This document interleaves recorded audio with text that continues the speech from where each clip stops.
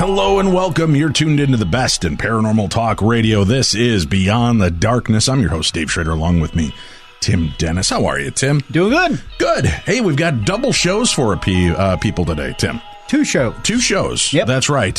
You've got Beyond the Darkness today. We're going to be talking with our guest, Dr. Joe Gallenberger, PhD, in a few moments. His book, Heaven is for Healing, A Soul's Journey After Suicide.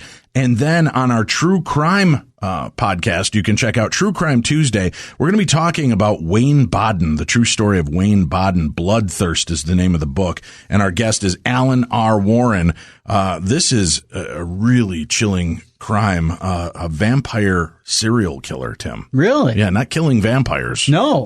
He likened himself to a vampire, is what I'm being told. So Alan R. Warren is going to join us on the True Crime Tuesday. And if you want to sign up for that, you want to become a member of that, all you have to do is go to darknessradio.com.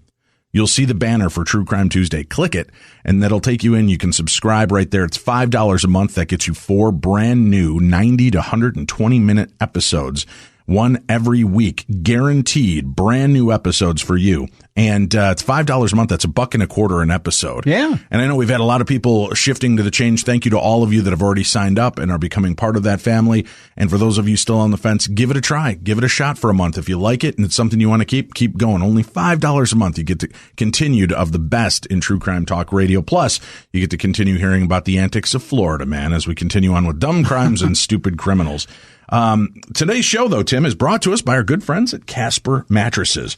And we've got a special for the listeners. If they want to take advantage of this, all they have to do is visit CasperTrial.com/darkness and then use the promo code 50SLEEP.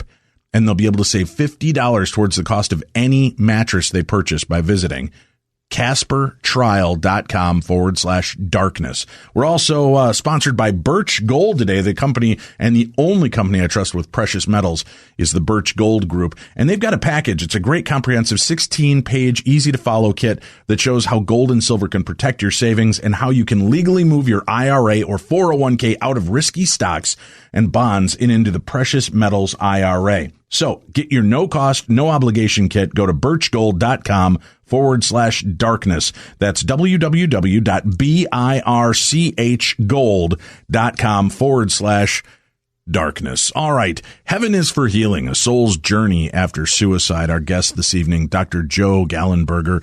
Dr. Joe, thank you so much for joining us.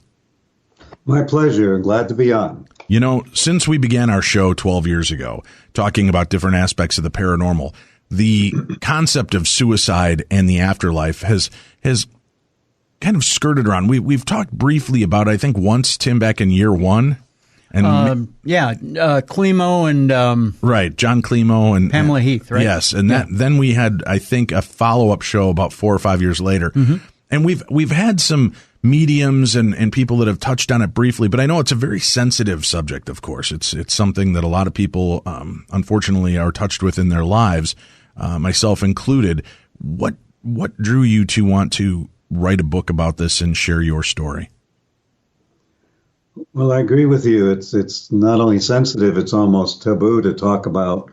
And in my own life, I had my dear brother Pete, who was also my best friend, commit suicide. And so I wrote a book called Brothers Forever about 20 years ago about my own healing and what was going on for him right after death on the other side. And it changed my life work to really helping people now figure out how to create a good positive life and a good positive reality. So it is the 20th anniversary of his death came up. I saw how much it had done changing my life, and I wondered, what's Pete been doing on the other side for the last 20 years? So I got back in touch, and the information I got I thought was going to be useful for lots of people, both to help loved ones who have experienced a suicide in their family, as well as to give a little better idea of what might go on afterlife-wise in any death, but particularly suicide. Were you a doctor at the time that your brother passed? Yeah, I'm a clinical psychologist by trade. I had a psychotherapy practice for about 30 years, and I've also worked for Monroe Institute for 25 years, which is relevant, and they teach how to go into very deep meditative states through a brainwave technology. And so in their deep meditative state explorations, they do some what we could call soul rescue work in a program called Lifeline, which has been pretty well substantiated. A television show even went ahead and researched some of the lives they got in touch with from the 1800s and found the information accurate. Wow. Let me ask you about this. As a psychotherapist yourself and working in this field, a lot of the people that have written into Tim and I, and many people that don't want to be mentioned on air, but they share their personal stories about the suicide, they say one of the hardest parts is kind of the survivor's guilt, that they are still here and that they felt so powerless to do something to help their family member or friend, loved one in this situation. Is that... Yes, it's a woulda, coulda, shoulda. Right. There is with most sudden accidental death, too. Say you told your teenager that they could go out to a party on Friday and they got killed by a drunk driver. You'd, regret that you gave permission for them to go to the party. But with suicide, it gets to be very intense. I had a letter this week. Someone's person they love threatened suicide. They went to the person's house and searched all the way through. They had sent an ambulance there, couldn't find the person. An hour later, when the police arrived, they said, "Did you look in the garage?" And they found them there dead. And so now that person's got all this guilt that she didn't search the garage. Oh. And that can kind of torture you for decades if you would let it. Right. So the other main concern that person had is he okay? And I think the book and our discussion today can speak to some of that. Well, if you don't mind me picking your brain about some of the lead up to suicide, because Sure. It is so prevalent to people in many different walks. And I know there's all this hubbub about the Netflix series. And what's the name of that, Tim? Do you remember the 13 Ways or 13 Reasons, something like that? A lot of schools are talking about this, right. And they're sending home emails encouraging parents to not let their children watch this multi-part series about suicide because they feel that it glorifies suicide. So I know there's some fear going on around that. Are you familiar with that story and what's going on with that? I'm not familiar with the story. I know, for example, what was that book on basically how to kill yourself that was out for a long time, used mainly for euthanasia, was banned in many places. What we'll usually see is that the person slides further and further. Psychotherapy, medication, talking to friends helps with most stresses. But at a certain point, the person gets to a level of ego distortion, if you will, where they're feeling that they're of no value anymore to people. When my brother died, he was in Las Vegas. We were in North Carolina. We put a 1-inch obituary in the paper out there. We got letters from bank store tellers, grocery store clerks, saying how much he meant, but he could not see that. My wife experienced the suicide of an employer, and he left 3 small children. We would think how selfish, or how could that person do that? But their thinking at that point is the world would be better off without me. I want to mention too, Dave, we're talking generalities, and that suicide is a big spectrum from, right. I have terminal cancer pain and I'm going to just check out a couple weeks early to avoid it, to an adolescent who gets a bad report card and does this on impulse, to somebody who's been under grinding depression for decades, out of work and lots of physical pain, and eventually they feel so tired they can't go on anymore. So there's many ways to get to that act, if you will. Right. And it's, in some cases, it almost is understandable when you're talking about cases of extreme pain and already coming into the end of their life and wanting to be in charge of that. And I know that's been a big controversy as of late of, should we have this right to terminate our own lives when we are facing, a disease or ailment that is going to waste us away and kill us. And that's it. But myself, I've dealt with depression through my entire life, and I've been on that dark edge a few times. And yes, I find even as the person in that moment, you want to reach out to friends. Sometimes you can't. You're ashamed. B, you're just not sure how to vocalize what it is that you're going through to get the help. Or C, people that you reach out to are so unprepared and unskilled at saying what or hearing what really needs to be done. They just go into this commiseration of, well, you think your life is tough. Boy, let me tell you what happened to me.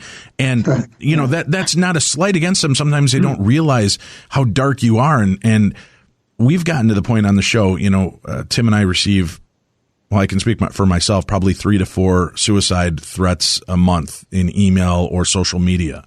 And I'll politely, try to reassure them that there's help, and I'll pass on like the number from the National Suicide Prevention Lifeline, which is 1-800-273-8255. And I've had some of them respond with, you don't even care enough to listen. And I say, it's not that I don't care to listen. I'll listen, but I am unprepared on saying the right things to help you. But these people are. They know the right way to talk. They know how to help you and maybe guide you into a better train of thought. I don't know you and I don't know your life. All I know is I don't want you gone. So I'm giving you a resource to try to help you. And how is that a good way to help somebody that's reaching out? That's part of that suicide line is the one I published in the first couple pages of my book. And I called it directly several times to just see what they would do. And they responded on the first ring. They were intelligent, compassionate, practically minded. That's an excellent resource. You're correct. When you talk to friends, sometimes they may say something like, well, smile and the world will smile with you. Or do you think you got it bad? Or, count your blessings. And people in this condition are needing a much more deep listening. So the best response is much more non-judgmental. Really tell me what your experience is, way before even some suggestions are given. And then maybe would it be okay for me to check on you again in a couple of days? Maybe even if you're more committed to them, would you contract with me to call me if you feel this way again? Those kinds of things get through to the person that you really do care.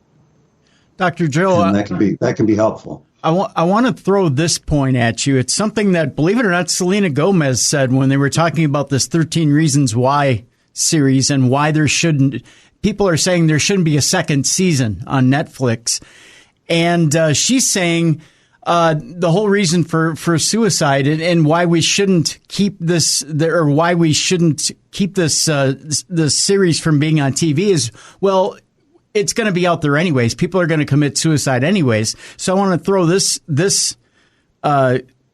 point at you. If someone is going to do it, is it dangerous to put that point out there? Well, people are just going to do it anyways. What can I do to stop it? If someone really has their mind set to it, there's nothing I can really do, is there?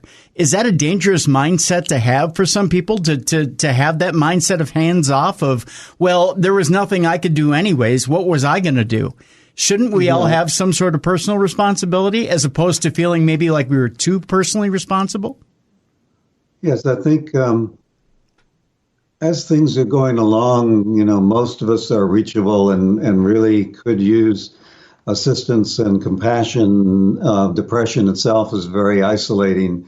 After an act, there is compassion in being able to help the family realize that regardless of all help, it eventually is ultimately that person's decision, no matter how distorted their thinking might be at that time.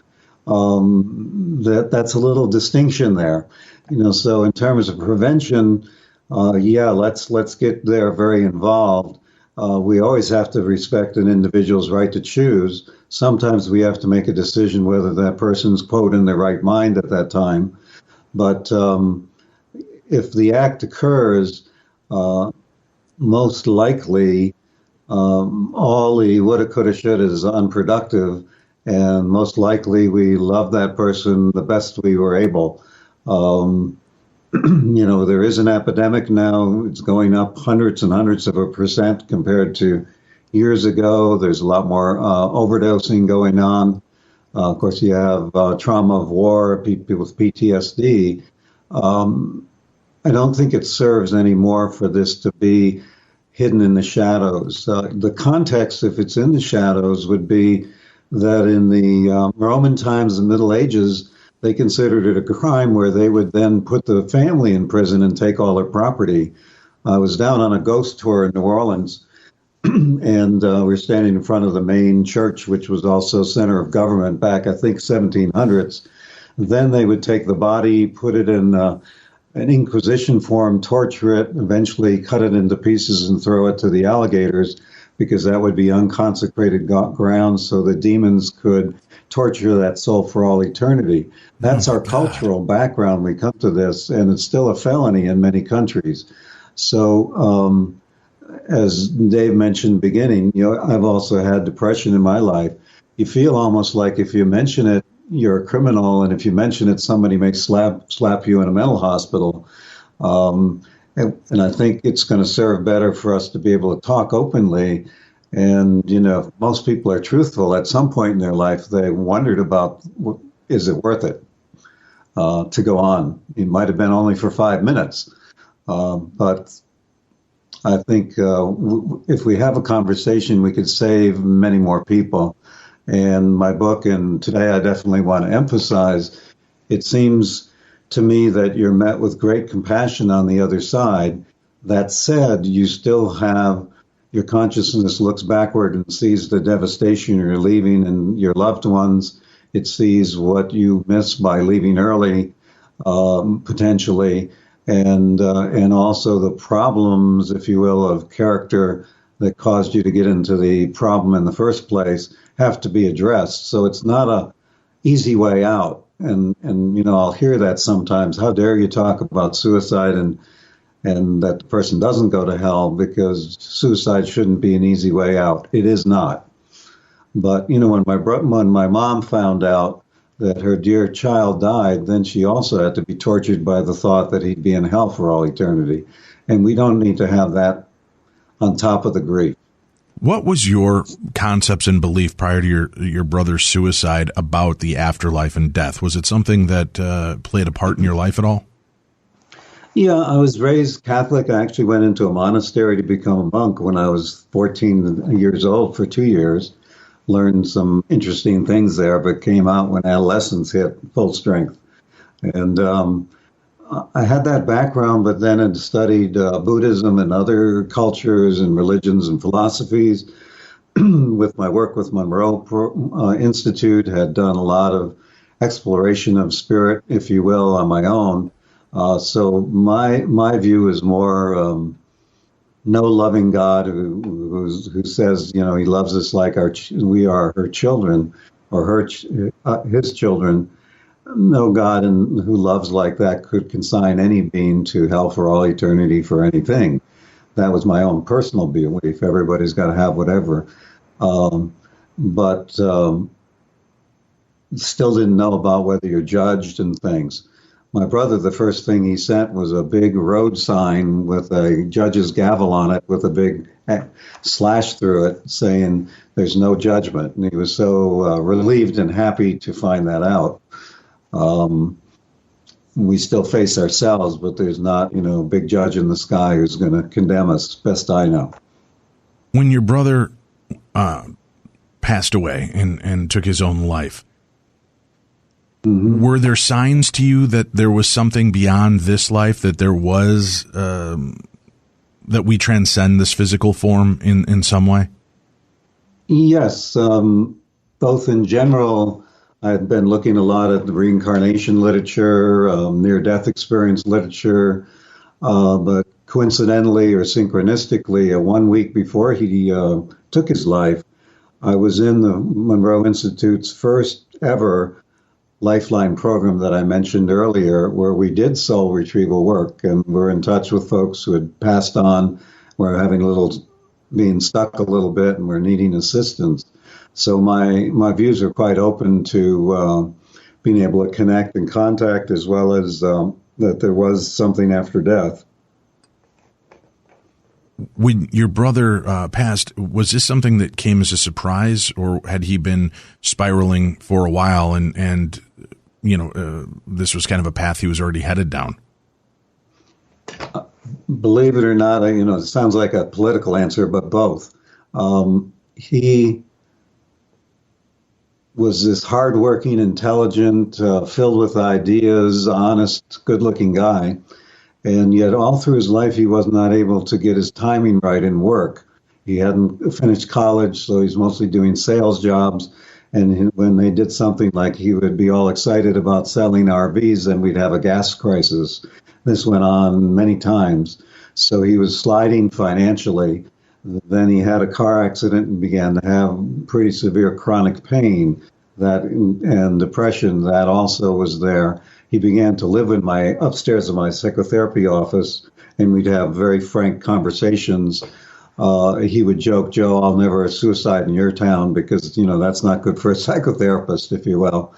When he moved to Vegas to try to get work, Vegas was booming. We had a lot of hope, but I also wondered, does that mean he's wanting to get away so he could exit? And when he got out there, he found in Las Vegas, it's very hard to get a job, even at the 7-Eleven, if your credit check shows you had a bankruptcy, because they're very sensitive about money out there. And he had a bankruptcy.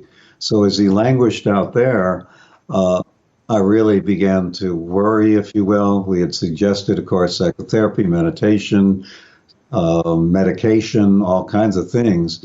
And began a little bit of debate inside of myself. Is there more I should do? Should I intervene even further? I did go see him. We stayed in contact. But when the call came, it was like a total shock, as if I had never had a thought of it before. The police called my home, said, "Are you Dr. Gallenberger? Your brother killed himself last night." I thought it could be a joke or a creditor looking for him. I asked for the number and to be able to call him back. I dialed the number 3 times shaking, dialing so badly I couldn't get through. And so I began to feel like it was just a joke. And then the 4th time I got through, and then I knew it was real. There was terrific shock with it, even though, I knew intellectually and emotionally that it was a possibility. Does that make any sense? No, I follow you completely. Right. When you're presented with that, knowing somebody's going down that spiral, you just always have that hope that, they've rebounded. They've always rebounded. It gets dark and scary. It's always a possibility, but when it hits, it feels like it's out of left field. And yes. Yeah, that, unfortunately is, I'm somebody that's lived through that experience as well. And it's a very, numbing and frightening moment, because it just feels like, wait, how did this happen? Even though all the pieces of the puzzle were laying there and we're slowly coming together, it's a shock to the system, because it's something, I think I have to, call my parents, his mom and dad. Right. And they say, why, and how could this be? And you don't know whether it's better to tell him he's been suffering for decades or not, Right. It's hard to even decide how to tell people, and most people say, gee, was he depressed, or, but it puts you in this place that you're in such shock. Our family, fortunately, really hung together well. Nobody accused anybody of anything. But you're walking around like a zombie for a while. We went to his funeral. I had to convince the priest to even give it because of the suicide, for the benefit of his parents. But we were at the funeral, and the whole family left from the front of the church at the end, not even seeing the 100 people in the back that were willing to give us a hug. It's you walk through just because you have other people you need to take care of. Like right. I had a young daughter and things like that, but it'll put you on your butt for a while. So to begin healing for yourself, Doctor, after this kind of loss, what were the first steps that you took? I used my meditation skills right off. These the meditation technology I mentioned that was developed a lot by Monroe Institute called HemiSync. I put a CD of that on right after hearing the news and telling my parents, and I immediately felt some angelic consolation, if you will. I didn't feel his presence, but that helped me and my wife at that time manage getting on a plane and going up to the family, and the consolation seemed to help us over the next few days as we planned the funeral. I also, knowing I'm kind of a big brain kind of guy and a scientist, I started writing some poetry. The beauty of nature has always been one thing that is there even when I'm personally depressed. So I made sure I was out a lot, cutting wood, walking in nature, those kind of things. But it was just a sea of sorrow. I started writing the book, first book, Brothers Forever, and just had to put it down. It was too hot an issue right then. So when I picked it up a year or two later, it didn't very much help me with the grieving. Things like you can't watch TV, it's too trivial. Then I remember, I think about 6 months after I went to my first party, 100 people all having a great time, walked in, I couldn't stay more than 2 or 3 minutes. And I left the place and drove by myself a couple hundred miles and picked up 2 kittens to bring them home, figuring new innocent life in the family would help, which it did. But I think it was maybe 2 years later, I was watching Pirates of the Caribbean, and as a joke, the pirate puts a gun to his head, and I almost got physically ill and had to leave the room. So it's a sticky kind of grief. It'll stick around a while for most people. But gradually, my loved ones, my work, my things, I dug myself out of it. And it was helpful to hear how he was doing on the other side. Because many people have that concern, is my loved one okay? And we're going to dip into that in a few moments. When we return to the show, we'll find out about Dr. Gallenberger's attempts and communication with his brother. What information was he able to glean? How did he go about it? And did it bring him peace? We'll find out about that and more about what his brother was going through or continues to go through in a soul's journey after suicide. All right, we'll be back. We've got more with our guest, Dr. Joe Gallenberger. Heaven is for Healing. A soul's journey after suicide continues right after this.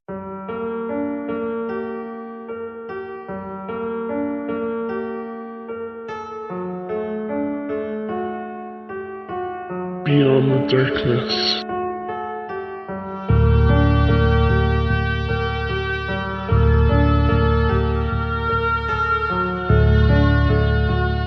And we're back. This is Beyond the Darkness. I'm your host, Dave Schrader. Along with me, Tim Dennis, and our guest this evening, Dr. Joe Gallenberger. His book, Heaven is for Healing, A Soul's Journey After Suicide, which affirms love pierces any veil and all death leads to light. Let's get into this now, Dr. Joe. Your brother commits suicide.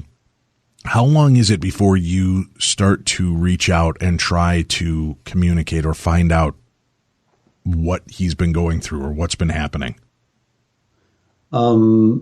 Initially, within the first 24 hours, I contacted the leaders of the trainers of the program Lifeline I mentioned, to have them hone in on him. I was too hot, if you will, to do that. I was too agitated. And so some messages began to flow through them, such as no judgment, as we mentioned. I then also began to go into deep meditative states and begin my own contact. I would say that would be within weeks. And as time went by, I was a little more successful getting my own contacts. I also brought on board a channeler who I feel is best in all the world. I'm a scientist. The first reading I had with her many, many years ago, she said gold would go up. I hear you like gold. Yeah. For like 14 days straight or something, and had never done that in the history as far as I could looking it up. And indeed, it did that. And then I asked her about two good stocks, and they were best on the exchange that year. So they said, now that we got your attention by verifiable things, we want to talk to you about more issues that are important to your soul, if you will. So I had already had previous relationship with her, and I got in touch with her to contact Pete, and had many, many sessions with, her name is Pam, with him right after he passed, but also reinitiated contact, as I mentioned, about 20 years after his death, in order to write this new book, Heaven is for Healing. May I ask you quite a bit of contact that way. And also mention that there's spontaneous things. I was playing poker with teaching poker to my daughter, who's 6 years old, on a rug. There was a big sunbeam hitting the rug. And it's the first time ever she had seen this game. And she won every hand for an hour. And then I got real serious with her and said, honey, this isn't how this goes. And I felt my brother's presence real strongly laughing in the background. Let me ask you about that real quickly, yeah. Dr. Joe. You're a psychotherapist. Yes. You know how the brain works. You understand grief. You understand the steps that go through grief. The idea that we connect with loved ones. Listen, we do a paranormal show. I believe that there's something. I want to believe that there's something. I've had experiences of my own. But can't we trick ourselves very easily? And I think that's where a lot of people stand, is they're afraid that the message that they're getting, that the feeling that they're getting is nothing more than self-induced, and that they created wishful thinking, if you will. How do you know when you're reaching out and trying to get this? How do you know that you're truly making a connection with someone on the other side, and that it's not your mind stepping up to do incredible things to make you feel better? That's an excellent question. I don't know if you ever know, but people have an interior sense of truth. Some of the things, when you hear things that don't sound like it was in your own voice, or they contain unexpected information, those can be signs. Some people are fortunate enough to get something verifiable. I was at a program at one of these lifelines that I mentioned, and a man wanted to connect with his wife, and he was having no luck. And I said, well, I'll give it a try. I don't do that for a living, so don't give me a call to do that. But I was in the shower the next day, and I felt her presence, never met her, but knew it was her, and conveying a message which is often typical of, I love you very, very much, and I'm okay. That seems to be the most common message people get. But then I asked for verification, and she flashed me page 238 or whatever page it was of a particular book and a red and white checkered tablecloth. And so I went to him and mentioned this, and he said they had a picnic every Sunday with a red and white checkered tablecloth, and that page was their favorite poem in the book that they'd read together. When you get those are really sweet. You know, they take it from, could I have just imagined this, to this is getting to be unlikely at 1,000,000 to 1 by chance. And maybe that's the best we can do. But often there's enough of that kind of verification to give a little more credence to what goes on. Many people in grief will have a very vivid dream of the person as if they were talking to them. And there, I think those are real, but I can't argue with somebody that says, hey, when you're dreaming, you could, that miracle of the mind could be trying to help you feel better. But I think in the whole context of things, I've learned to trust it. Some of the same criteria when I mentioned with a channeler or a psychic, if they gave you information, the first time I talked to Pam, this is way before Pete's death, I was in tears within minutes at the truth of what she was saying. She didn't know me from Adam. This is before Google, and we were on different ends of the country. And what she said over time was very verifiable. What she said to me was very personal. And all I had said to her at the beginning of the session was, give me the best message for me to hear at this time. I did not feed her information. Those kind of things, stick out as. But that's a as pretty useful. broad statement for somebody that obviously you're coming to me because you're grieving. Give me the best message that you could possibly give me. Leaves a pretty open-ended spectrum from somebody who's talented at reading and understanding people's feelings, emotions, and maybe mental status at that point. What did she say that really connected before, you? This is way before Pete's death. Okay, all right. And and she didn't, of course, talk about that. In that first session, years before he died, she signaled me that you have a brother who's struggling, and began to say to me at some point, she did it very diplomatically, you may have to learn the lesson of letting go. But that idea of, I think it's useful to go in with a healthy, open-minded skepticism and not swallow everything. And when the person says something, say in a psychic reading, if it sounds general, like, oh, you get anxious sometimes, that's true of everybody. If it sounds weird in terms of send me money, if it sounds like it doesn't elevate your energy and bring you into the best person you could be, all of those things would make me very suspicious.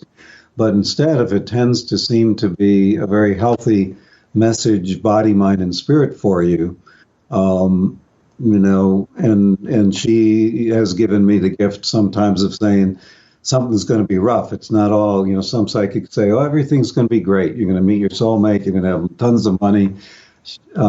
Good psychics don't do that. And they may say the chronic back pain you have, some of that's going to be with you lifelong, but you can improve it. Something like that. Does that make sense? Sure, I get you. Right, trying to in the way to clarify that. But again, I can't offer 100% proof. That's for sure.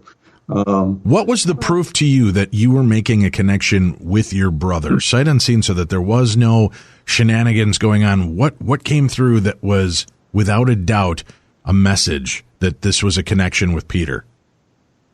Some of the things that other people honed in on, I knew they had no way of knowing about him. And then in my own personal connections, a real deep feeling of his presence, his essence, if you will. For me, for example, if my grandfather wants to talk to me, I didn't know him very well. He was 90 when I was 10.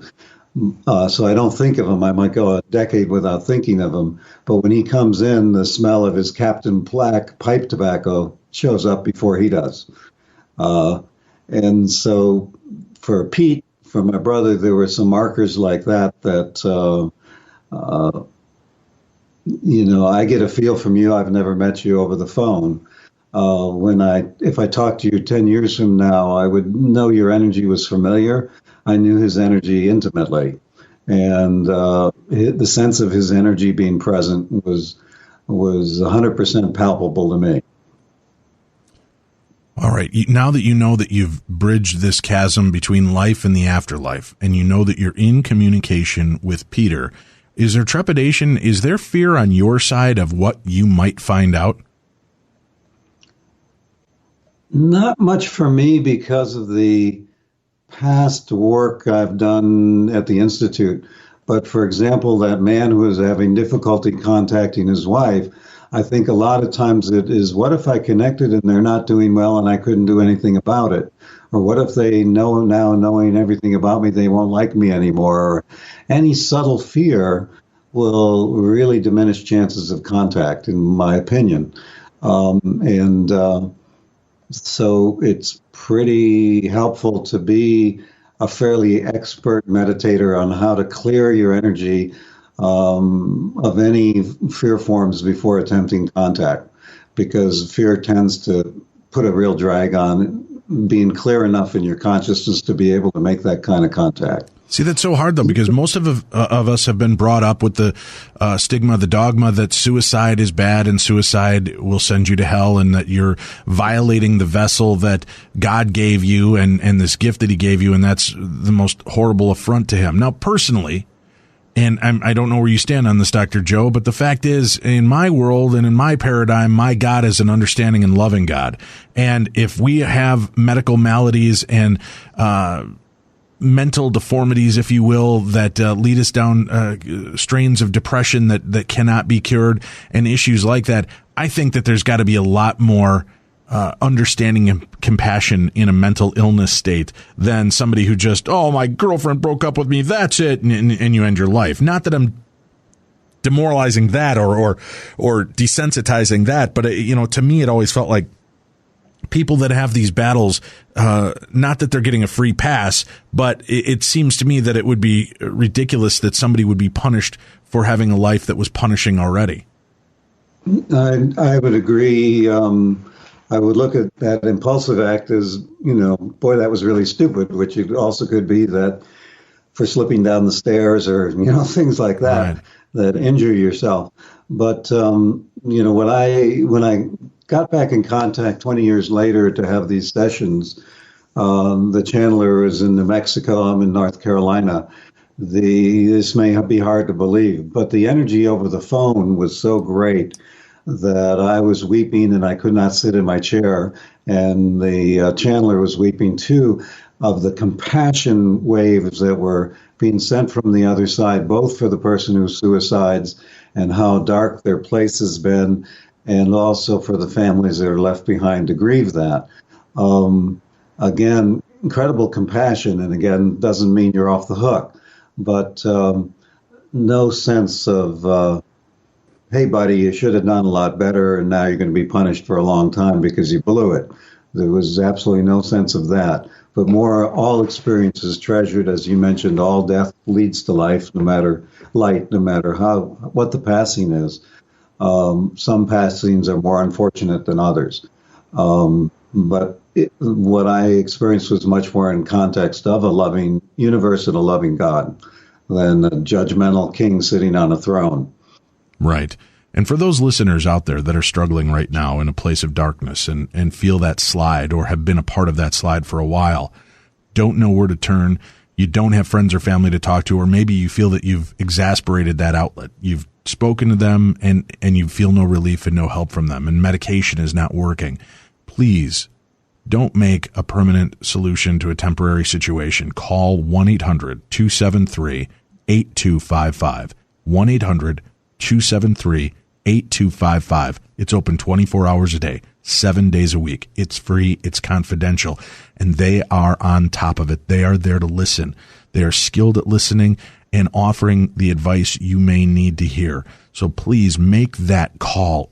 If you're at that point and you feel you have no other place to go, why not take one more stab at it and give one more chance? Make that call, because if you're listening to the show, you mean something to Tim and I.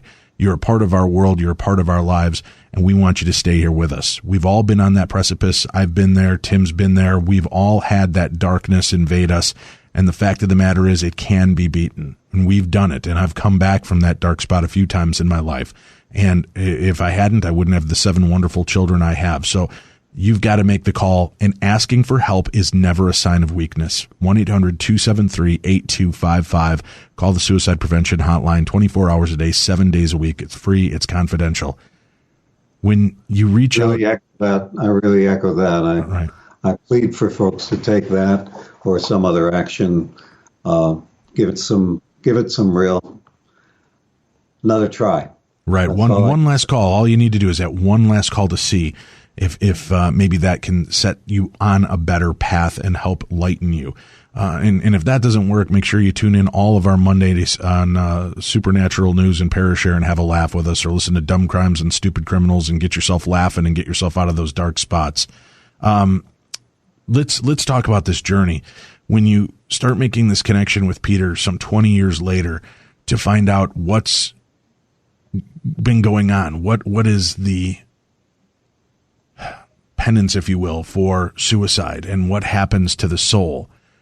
How does this come through? I mean, I would think part of it would be veiled in mystery because it's part of what we need to learn on our own, isn't it? Are you surprised at how easy it is to access information like this? Not really, because I see, all life is one. You got to have the right tools and, right thinking to get there.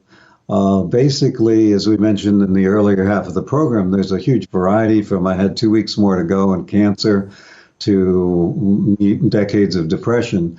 But it seems in general, you're triaged almost medically, if you will, to what you need at that time. If there's very strong negativity in the thinking or in the emotions, you may be gently put into almost like a coma-like state where they can begin to remove some of the negativity before you're even conscious that you have passed. And then you might gradually wake up.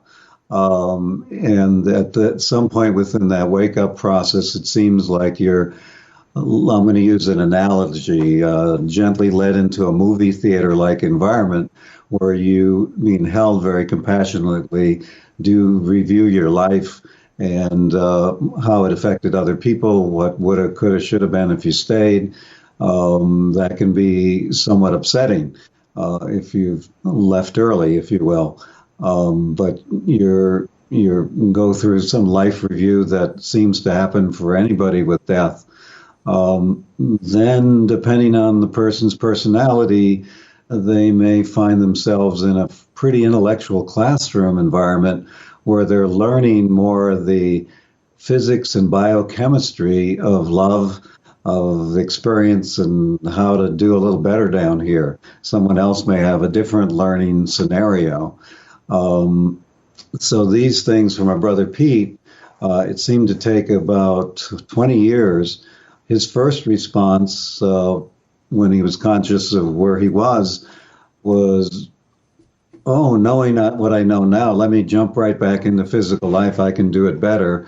And they advised him to hold up and be on what they call the observation plane and just watch me and other family members, other people, how they handle things and how they have different results by handling them differently than he would.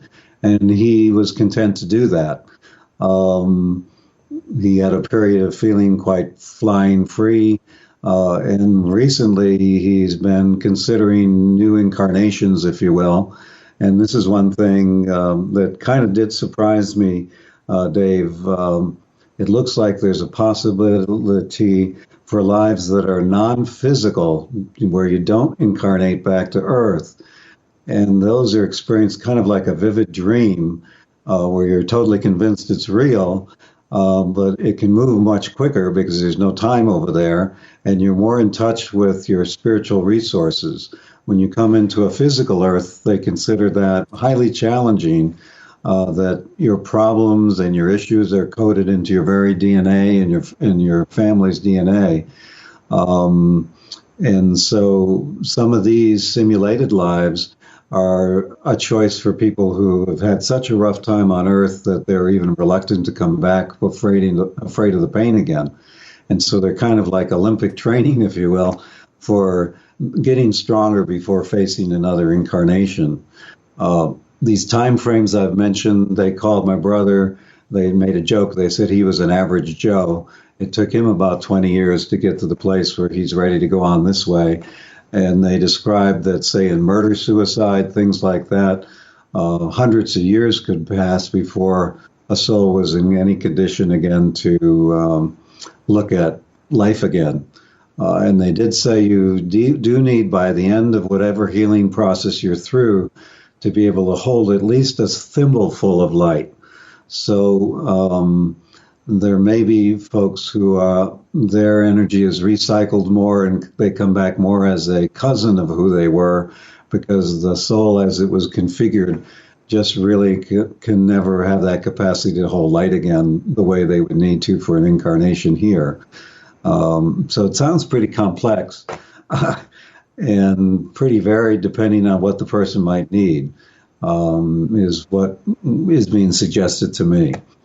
And yet the bottom line is, love is always present, lots of healing possibility, a lot of energies or guides to help you, but you got some tough stuff to face occasionally after a particular kind of life. So is there a physical sensation? Is there a mental sensation of regret, of sorrow, of pain that they go through after leaving the physical form while doing this healing process, this rebirthing? It seems that our intellectual and our emotional life can carry on quite a bit when we're on the other side.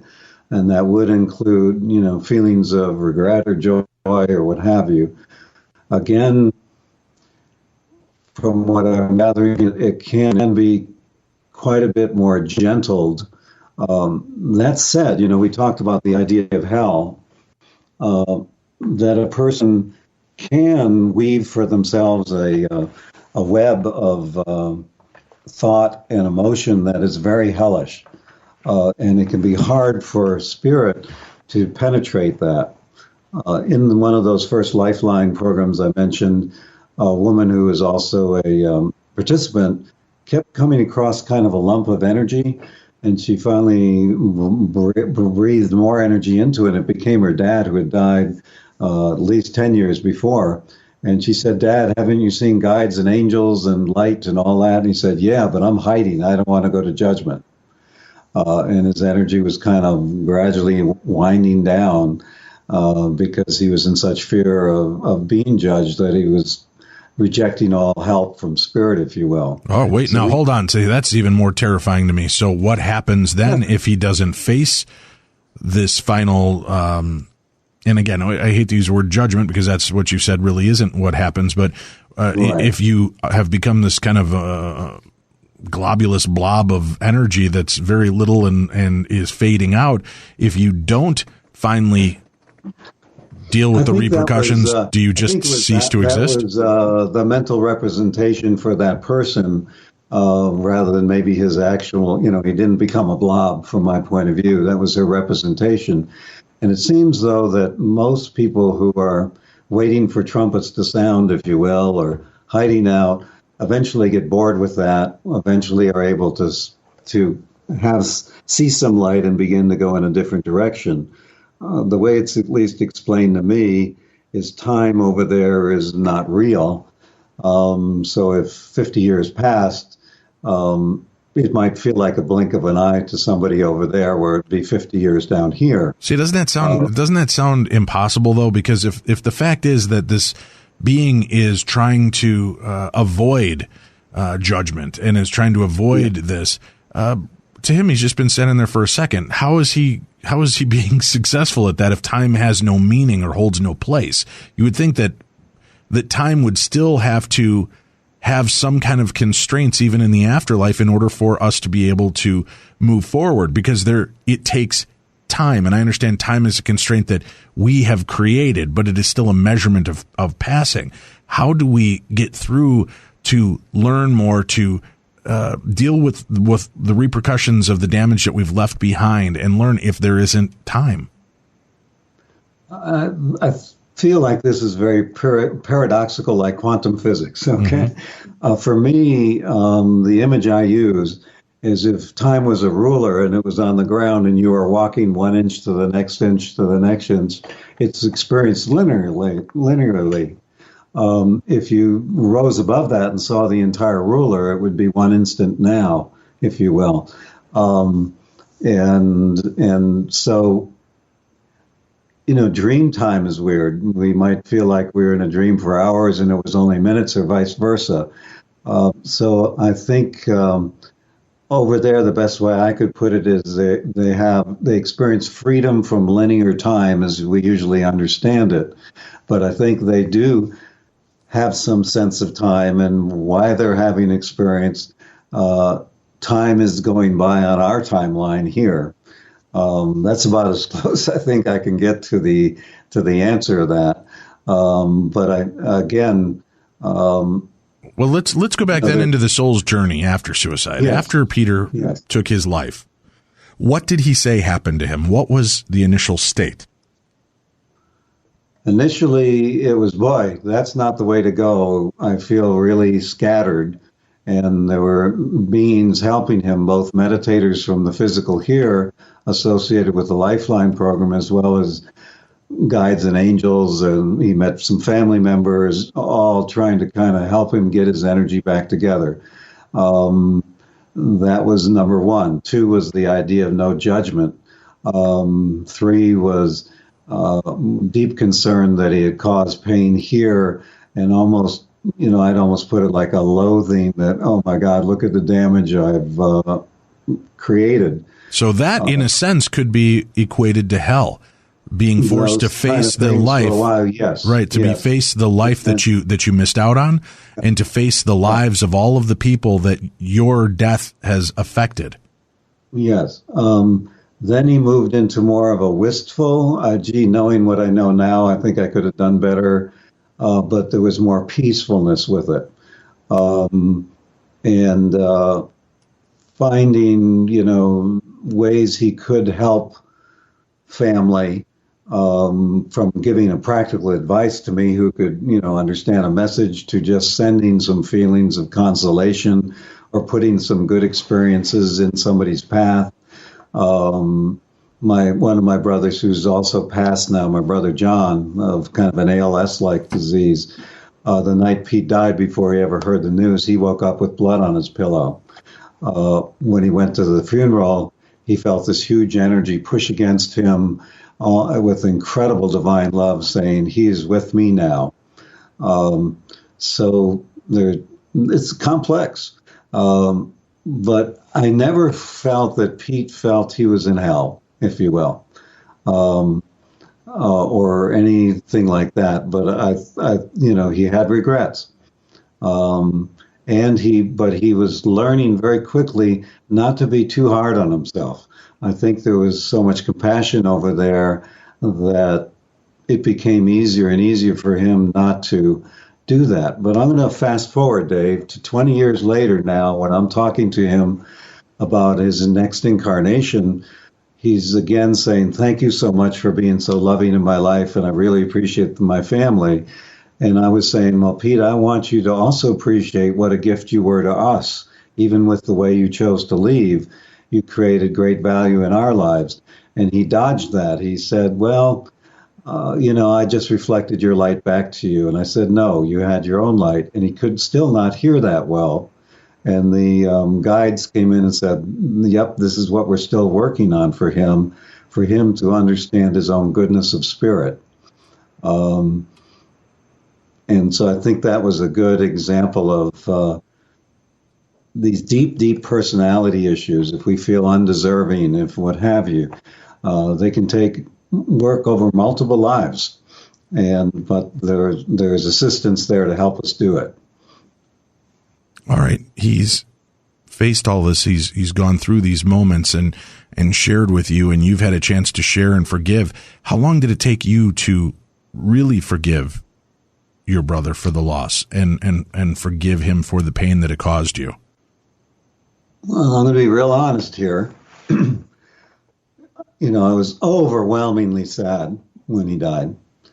But pretty quickly there was anger that he took away the option of suicide for me, because I'm seeing what the devastation caused.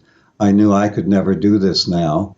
And I didn't even know it, but I was holding it in the back of my mind as a way out if things ever got too rough in life. But I said, "God damn it, Pete, you took that away." Seeing the pain caused in my parents, mostly it was concern for their well-being, if this would kill them or not. My dad was a strong, guy he born in 1910, strong oak, and I was afraid it would crack him. My mom was more like a willow. She bent, keening and mourning. But overall, most of it was really sad and really missing him, because he and I were both the black sheep of our family, if you will. We both had deviated from the Catholic religion and a number of other things. And so I was missing my best friend and my best support. So there was a bereftness. All of this stuff began, I think it was about 2 or 3 months before I didn't cry every day. And eventually that I laughed. And eventually that I could think of him and think of good things and, think of him with a positive energy. But it took a good while. I developed a CD called Ocean Heart to go with the book, because for me, Pete's death broke my heart. And I felt like I was trying to close my heart off from protection from other pain, and that was making me feel dead inside. So I shifted to an image of my heart being a vast ocean of love. And it's like if you wanted to come into my life and I want you in there, it'd be like putting a hand in water. You're fully enveloped.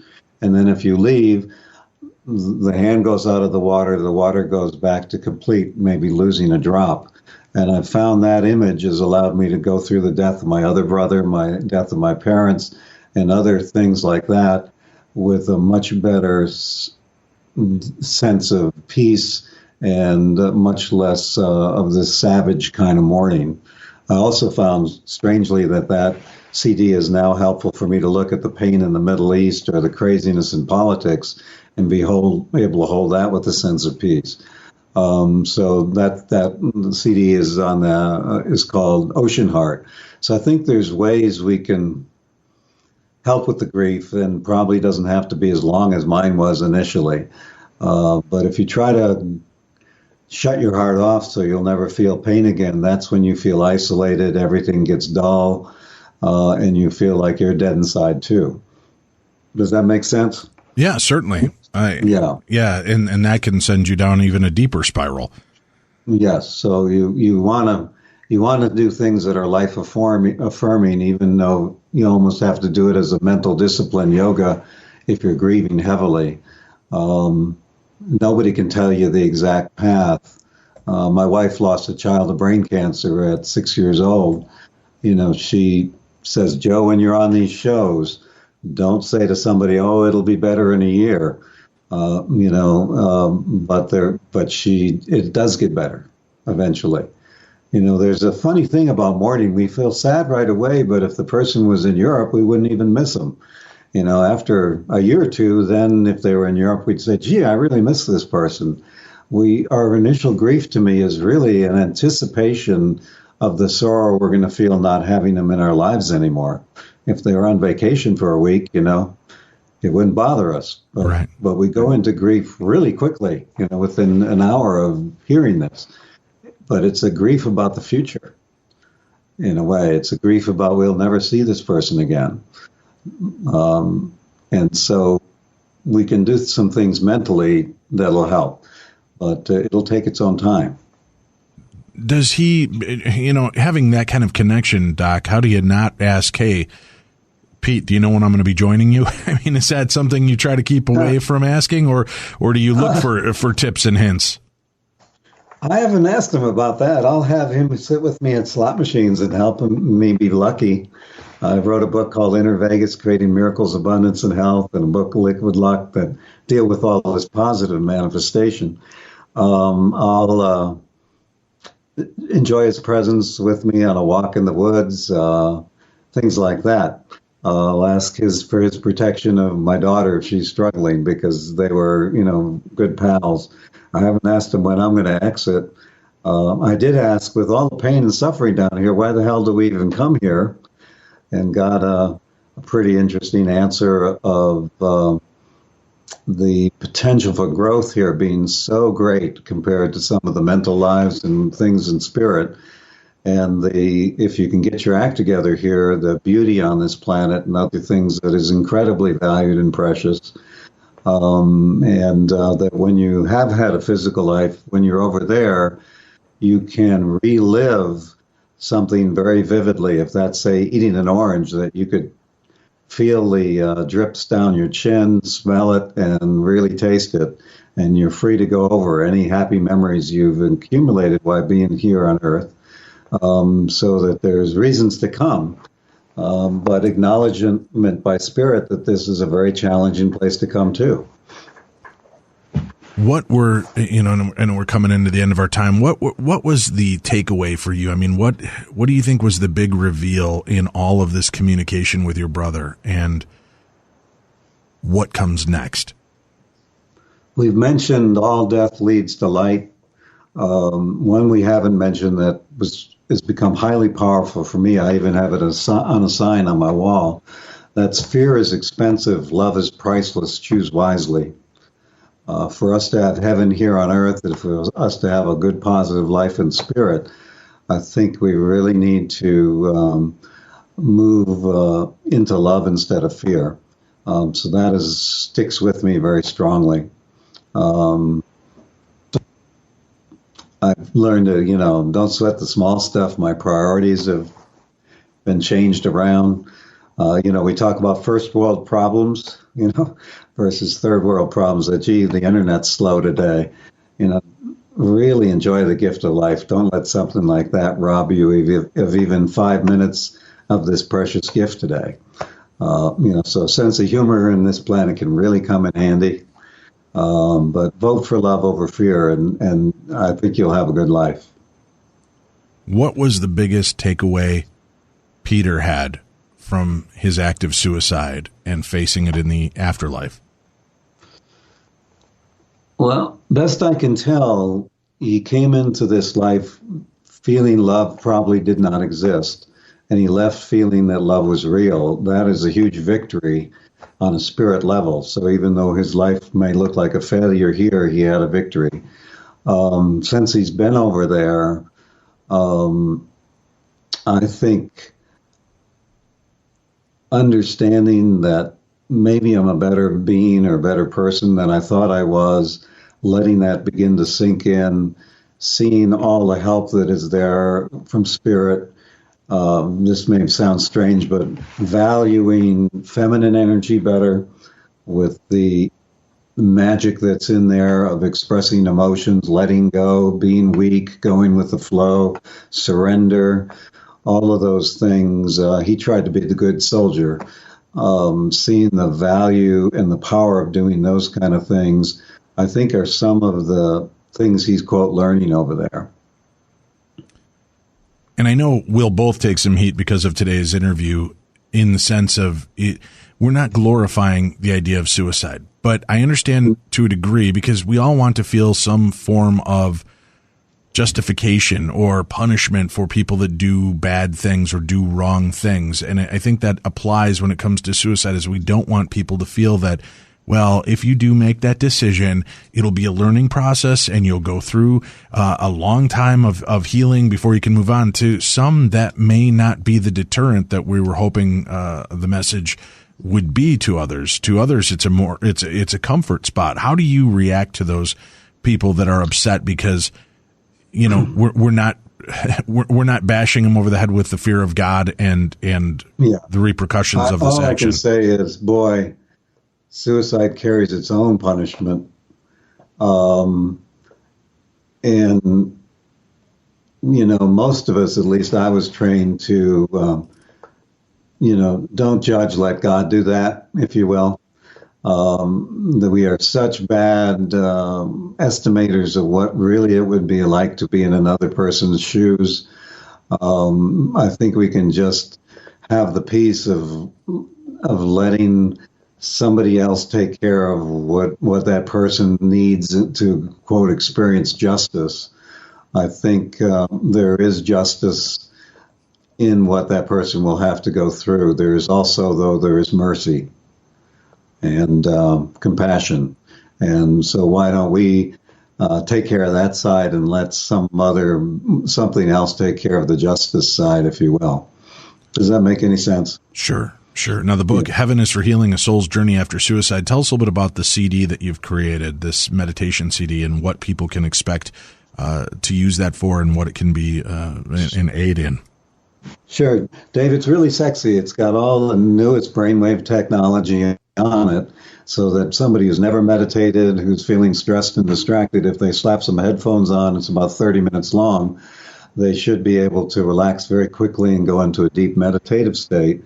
Then, a lot of people talk about, love and opening your heart, and a lot of people don't really know what the heck that is and how to do it. So it instructs on how to do that in a deep meditative state, and then guides you to bring in all the things in your life, people, experiences, pets, places that you love, and just hold them in your ocean heart. And then once in that state of strong heart energy open, suggests that you could now bring in anything that you feel has broken your heart, betrayal, loss, things like that, and hold them within this heart consciousness and get some healing with it. It's available from oceanheartcd.com, That's my website subpage for that. Healing Heart CD would healingheart.com would take you to the book. Amazon has the book. But give the CD a try if you're suffering. We're getting it's only been out a few weeks, getting really good reports that even in one listening, people are feeling some very strong healing of things that have been on their heart for maybe decades.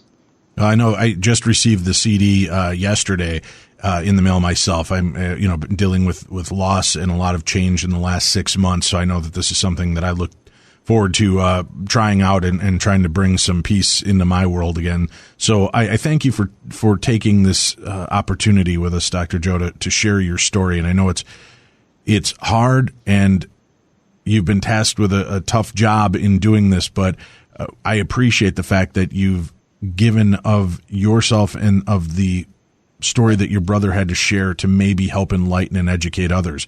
I know that's not easy, but I'm glad that you took a negative impact and turned it into something that may save more lives. So thank you for doing that.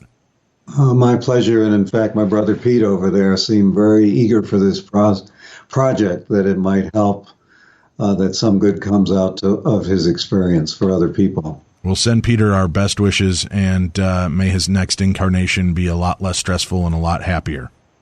Hear, hear, for all of us. That's right. And remember, folks, if you're out there and you're feeling dark, you're feeling alone, you feel like you have no place to turn, 1-800-273-8255. 1-800-273-8255. They're available 24 hours a day, 7 days a week. It's free. It's confidential. Make the call and turn it around for yourself, because life is too short and too precious, and there is so much more to experience. Give up the dark and take in the light and make that a part of your world, and I promise things will feel better.